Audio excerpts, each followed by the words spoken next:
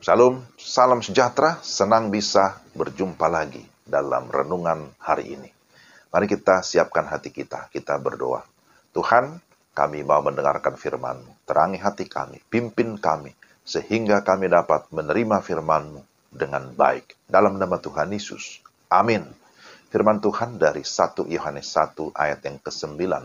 Jika kita mengaku dosa kita, maka Ia adalah setia dan adil, sehingga Ia akan mengampuni segala dosa kita dan menyucikan kita dari segala kejahatan. Inilah firman Tuhan, 1 Yohanes 1 ayat 9. Tema renungan kita, ada pengakuan, ada pengampunan. Saudara, ayat firman Tuhan ini sering dibacakan dalam liturgi ibadah minggu ketika hendak masuk dalam doa pengakuan dosa. Ayat ini mengingatkan kita tentang beberapa hal, yakni pertama, bahwa kita adalah orang berdosa. Tidak ada seorang pun yang tidak berdosa selain daripada Yesus Kristus.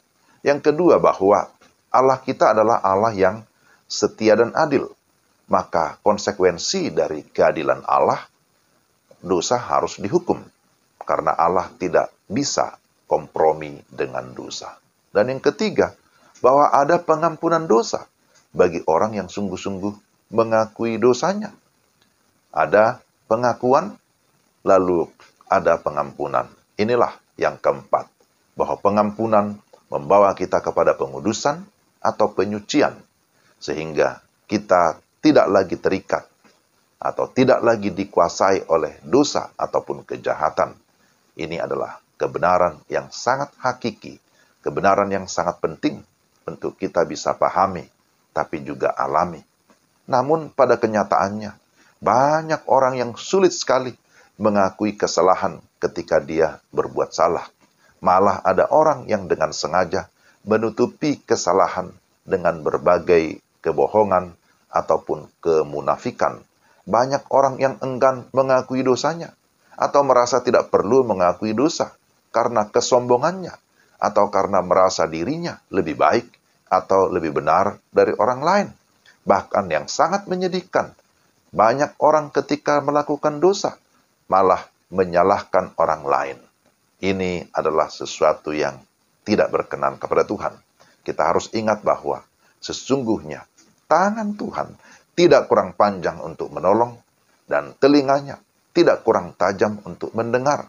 Tetapi yang menjadi pemisah antara kamu dan Allah ialah segala dosamu. Demikianlah firman Tuhan dalam Yesaya 59 ayat 1 dan 2. Jadi saudara, pada umumnya manusia mau didengar, kita mau diberkati, kita mau agar berhasil.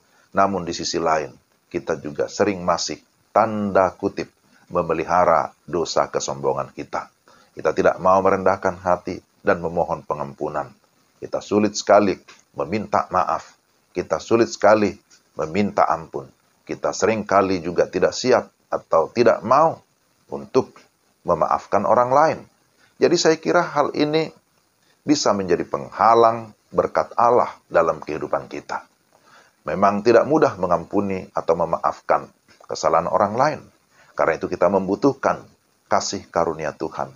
Kita membutuhkan pertolongan Allah Roh Kudus yang memberikan kita kekuatan untuk mengatakan, aku memaafkanmu, aku mengampunimu. Kita membutuhkan keintiman hubungan dengan Tuhan, agar kita selalu siap mengakui kalau kita bersalah. Semakin kita dekat dengan Allah, semakin kita menyadari bahwa kita adalah orang yang berdosa. Firman Allah akan mengajar kita, tapi juga menyatakan kesalahan kita. Tapi kemudian bahwa firman Allah juga memperbaiki kelakuan kita. Ingat, tidak ada tawar-menawar dengan Allah. Dosa harus diselesaikan dengan cara Allah. Kita harus menyadari dosa, mengakui dosa, membenci dosa, dan meninggalkan dosa. Setelah itu kita terus mau hidup, berusaha di dalam kekudusan tiap-tiap hari. Sebab firman Tuhan berkata, tanpa kekudusan, tidak seorang pun dapat melihat ataupun berjumpa dengan Allah.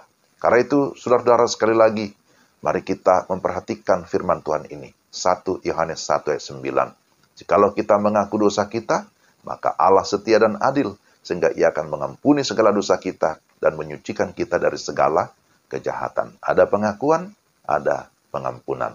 Amin. Mari kita berdoa. Ya Tuhan, terima kasih untuk firman-Mu.